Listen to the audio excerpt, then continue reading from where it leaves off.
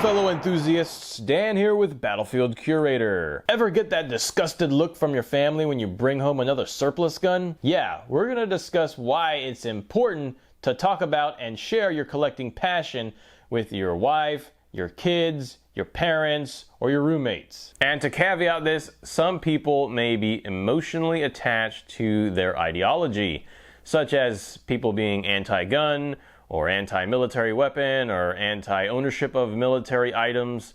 So when it comes down to it, it may turn into an argument, and that's what you don't want to do, because instead of swaying someone's opinion or kind of trying to get them to think in a different way, you may spark an argument, and that just fuels their emotional responses even more, making the situation a lot worse. So you may be able to determine if someone is very emotionally attached to their ideology if you ask a question such as this. So let's just say that other countries became really powerful and there was a lot of terroristic activities happening in the US, and the government made it mandatory for US citizens to own guns and ammo to defend themselves and their homes. Would you still oppose gun ownership? And the way I think about it, if their response is yes, no one should be able to own guns, and they didn't take time to analyze the question or maybe think a little logically, then you know they are emotionally attached to their ideology, and trying to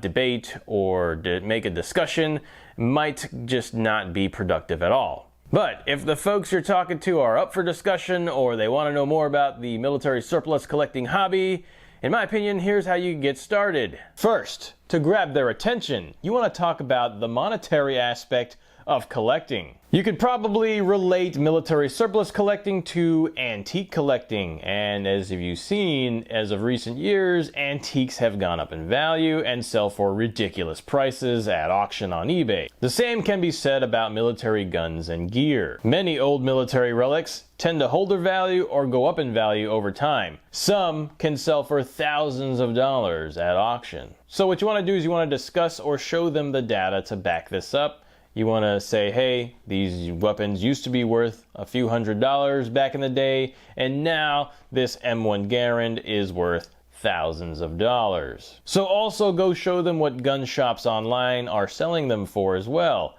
That way you and them can get a pretty decent value for what they're worth. Secondly, talk about the historic value of these guns and gear. There's so much history to talk about. Just don't be too boring. So in general, these relics hold tremendous historical value.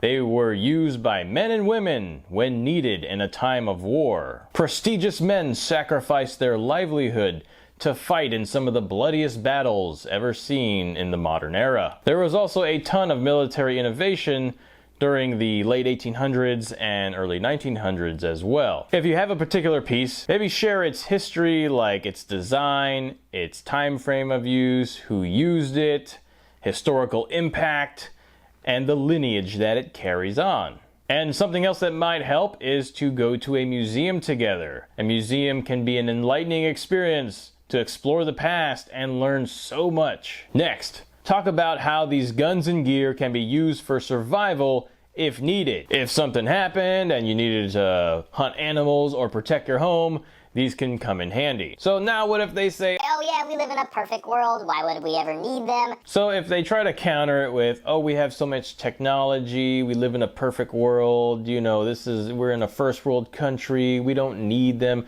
You can bring up the pandemic we just went through and say, hey, it could have been a lot worse. You know, the virus could have been more deadly, it could have been more contagious, it could have been widespread panic and fear. Also show them proof of natural disasters, how floods, hurricanes, tornadoes, volcanoes, earthquakes, tsunamis, blizzards, droughts, El Nino. Yes, a large-scale natural disaster can wipe out a local economy, and people will need gear and guns for survival. Another thing that could happen is, what if a war broke out, either between the states, or if another country or adversaries decided to attack the US on American soil? The economy would be in shambles. I say it's better to have it and not need it than need it and not have it. So be sure to emphasize why it's important to have guns and gear for survival if needed. Before we get to our last one, be sure to pulverize that like button and subscribe for the algorithms.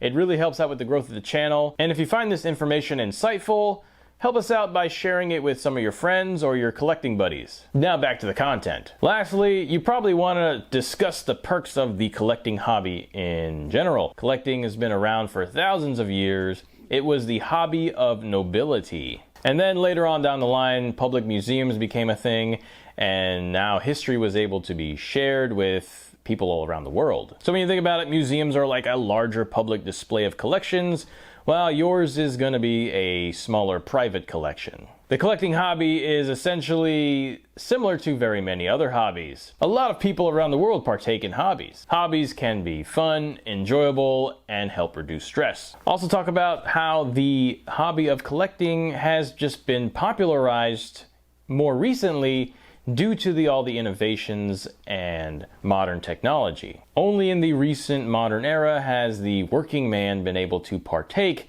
in the collecting hobby. This is due to the increased standard of living, the modernization of the home, the larger living spaces, the innovation in technology like air conditioning, higher pay wages, enforced labor laws, and a little bit more time to partake in hobbies of choice. Yeah, more freedom. It's never been a better time in history to become a collector, so be sure to share all the benefits of the collecting hobby. Alright, and that concludes the video, guys. Thanks for tuning in. Be sure to check us out on Instagram and Facebook at Battlefield Curator. Feel free to share the video with folks who might be interested in this content. And as always, be sure to learn history and curate history. Make it a great day.